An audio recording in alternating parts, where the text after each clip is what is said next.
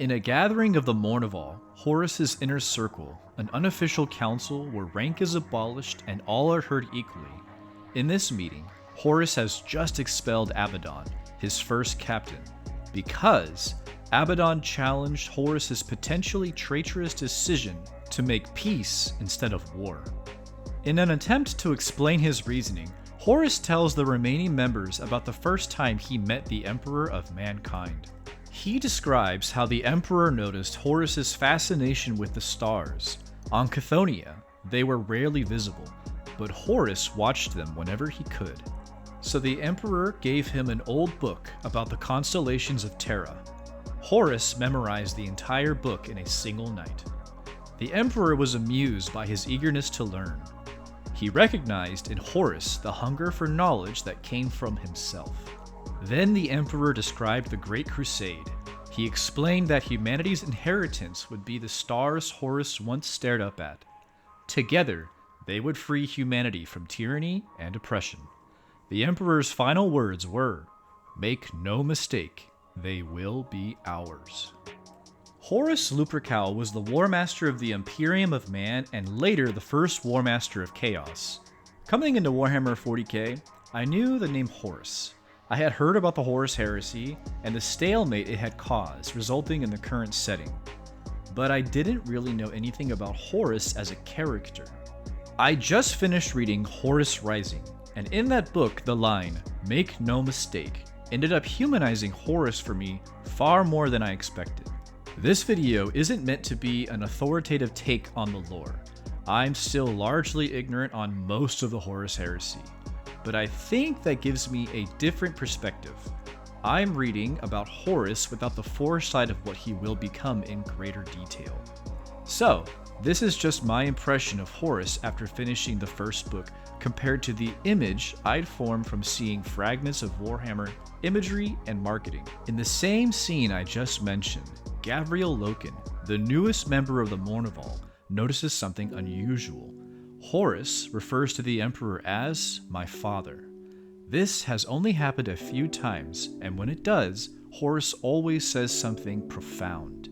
He tells this story while defending his decision not to immediately annihilate a human civilization known as the Interrex. To Abaddon, the path is simple.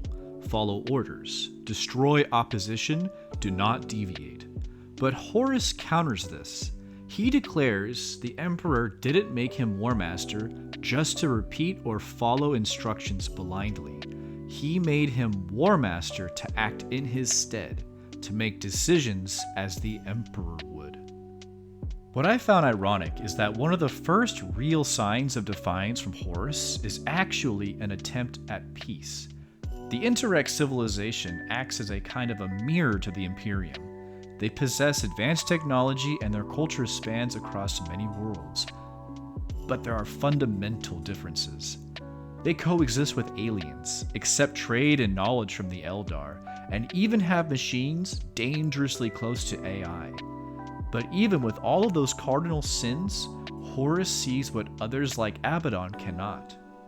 They represent another possible path humanity might still take, and while trying to convince his commanders, Horus says, "I believe that if the Emperor were with us today, he would immediately embrace the need for adaptation. He would not want us to wantonly destroy that which there is no good reason to destroy. He trusts me to make the decisions he would make. He trusts me to make no mistakes." Horus isn't rejecting the Emperor here. He's trying to live up to the responsibility the Emperor gave him. That attempt to steer humanity to a brighter path ultimately fails, and by the end of the book, it feels like Horus begins to pull back from his own judgment. The fear of making the wrong decision seems enormous, crushing even for a Primarch. He has the eyes of the Imperium on him. He's expected to be everything the Emperor is, but he isn't. In the end, he is a son afraid to disappoint his father. After trying so hard to reach an understanding with the Interrex, his reaction when everything collapses is sudden and violent, and to me, that reads less like arrogance and more like insecurity. During the firefight between the Legion and the Interrex following Erebus' hidden betrayal, Horus makes one final attempt to resolve things peacefully. It's only when Loken explains that the Interrex believe the Imperium itself may be an agent of chaos that Horus finally abandons reconciliation. He says, "Then the fault is within them. The great fault the Emperor himself told me to watch for. O gods, I wish this place to be free of it." That small phrase stood out to me. O gods. It's a slip, a human expression from before the Imperial truth. It sounds, at least to me, like fear. The kind of fear a man feels, not a Primarch, not the Warmaster. While reading Horus Rising, Horus doesn't come across as someone eager for conquest at all costs. If anything, he seems burdened by the role he's been given. He wants to succeed. He wants to justify the Emperor's trust. The weight of being proclaimed first among equals is crushing, though. Especially when Horus himself appears to believe that other sons might be more deserving. And when faced with uncertainty, he ultimately retreats toward the safer option, absolute certainty of doctrine. Righteous violence becomes clearer than doubt. Obedience becomes safer than interpretation. History remembers Horus as the great traitor. But after finishing this first book, what surprised me the most was how reasonable he seemed before everything falls apart. His earliest defiance wasn't a rebellion, it was an attempt at compromise. A failed attempt to adapt and to think as the Emperor instead of simply obeying. So when I think back to the line, "Make no mistake," I don't hear arrogance from Horus, I hear expectation. An impossible one.